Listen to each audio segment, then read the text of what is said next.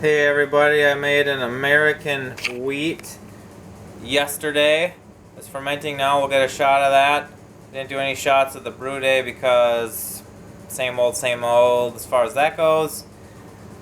What I did for the yeast, this is the Imperial Yeast House Strain is the name of it. Now I have a house beer on tap made with this yeast that I have not done a tasting yet on, but there will be a video on that, and you can see it really did produce a pretty good amount of yeast at the bottom that I was able to wash. So that's the yeast in this American wheat beer, because an American wheat beer is not about a German wheat beer yeast. It is about using wheat and whatever kind of hops you want. You can hop it up and you can use a neutral ale strain. I haven't made this style a lot, but I do still have a little bit more Chris Payne's hops, and I had a little bit of extra malt. We can go over that now. This particular recipe has 3 pounds of pills, 3 pounds of just like a 2-row pail, and 5 pounds of wheat, so almost 50-50, but that's what I got going on here. 7.75 ounce of Columbus. Now that's an old Columbus, so the alpha acids are not as high. That was 60. 1 ounce of Bravo, 0 minutes. 1 ounce Galaxy, 0. They went for 10 minutes. I cooled it down some. Then the same thing. 1 ounce Bravo, 1 ounce Galaxy for another 5 minutes or so as it was cooling down. And I did aerate, but I did not make a starter. There was so much yeast in that container. I did not make a starter, and it was starting to bubble by the night. Here is the next day.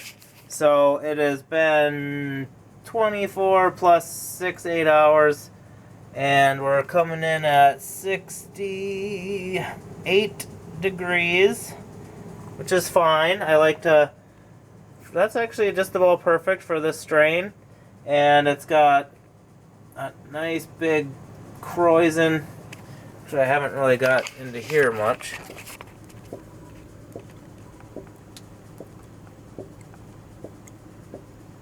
Every home brewer loves that sound and picture. So yeah, we'll certainly get this thing tapped whenever we can and give it a tasting and see if I have success. Now this is coming off this hoppy lager I made that I dry hopped, that I wasn't super crazy on how that turned out, so I'm just trying to see if this will be a different result with just doing my hop stand that I like to do, and we'll check it out.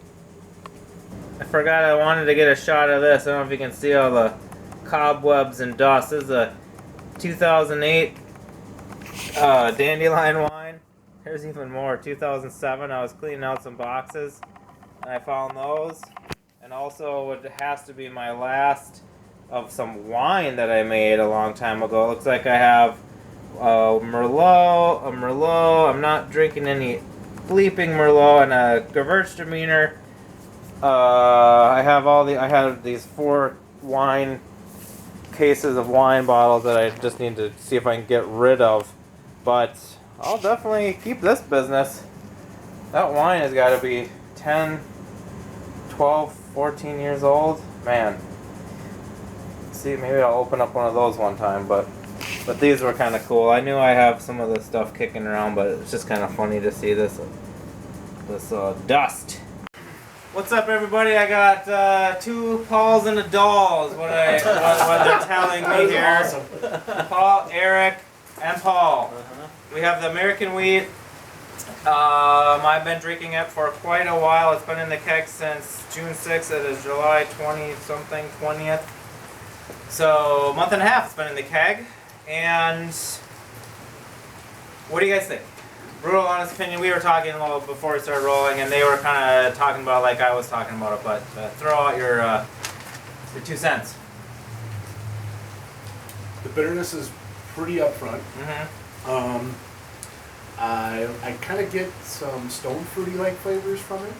Okay. A little bit of weediness. It's dryish. Yeah. 1007. Yep. Yep. Carbonation's nice. I kind of like bright and Yeah. it's very very summery. I mean, pound her down on a hot day. I think it's pretty solid. Okay. You guys say what you were saying, because I agree with your a little more or less forgiving assessment. All right, my harsh, critical take on it. Yeah. It's a clean, well-made beer, beautiful hop aroma, nice hop flavor, a lot of the tropical stone fruit sort of character that Paul had mentioned. For an American wheat, body's a little bit thin. It doesn't have the rich, bready sort of malt profile that I'd be looking for personally, and the bitterness is fairly aggressive. But as I mentioned when we were talking earlier, if you were to hand this to me and call it an American Pale Ale or a West Coast Pale Ale, I think it'd be a great example of it. It's clean, the bitterness isn't that off-putting, but it's probably a little out of line for an American wheat. Yeah, that's kind of that's been my take on it. You were I agree. I mean, it's Similar It tastes. feel. You could pass this off as a pale ale without any. A pale ale with no crystal malts in it. That would be this. That being said, it's a fine beverage. It's a fine beverage. I- That is a clean. tasty beverage. I would drink multiple pints of this without a problem. Yeah, well, you guys are always. The bitterness definitely hangs around. It does. It lingers. You have to let it linger. You know, you Did you have a drink. hops ale? Do you have to let it linger? Absolutely. Did you have to? And rest in peace. And anyway, too soon. But Dick. I guess it got down to 1.007, so I could have tried to mash higher. I could have used a malt that was less attenuative, maybe. I could have not used so many hops, too, I guess. I could have backed down on that. To me, it reminds me of those session IPAs or session pale ale that's just kind of like all the hops and not the body, which is not my favorite thing. But, you know, it's always fun. Actually, what I was going to mention, and I actually was going to do another video on this, but I didn't. But what I have been doing with this beer is blending it off the taps with another beer that I didn't think was hoppy enough. So, and that makes a more enjoyable beer just to pour into the glass and then drink than for me than just drinking this as is. So that's another way you can kind of Sure. get through a beer that maybe you don't like and you just want to make it a little more enjoyable. I think one of the challenges in using hops like this, I mean, Galaxy is a fantastic hop, I really like it, but it is very high alpha. And I think it's one of the challenges when you're adding a big dose of it late, even if it's a late addition, but you're letting it stand, you're doing a whirlpool, you're still going to be picking up some bitterness from that, or at least perceived I bitterness. didn't even think about. So, Yeah, what was your hop charges? I don't have the alpha acid on here. I don't know if it was provided to me from the person who gave me the hops. It probably was. I don't know why I went to put it on here. It was 1 ounce Bravo, 1 ounce Galaxy when it was at flame out for 10 minutes. Then I cool it down to below 180 and then 1 ounce Bravo, 1 ounce Galaxy again. And then just another few minutes. So I think you're right. It did extrapolate more bitterness even at that point. I think those are both typically in the teens for alpha acid percentage, so it's Teens. still going to pick up a pretty good cake. Adolescents. Well, thank you guys for tasting, and if you're watching any of these videos on my channel, you're going to see a couple more from today because I got a lot of stuff to taste and I got a lot of willing tasters. So, thanks for watching. Catch you later.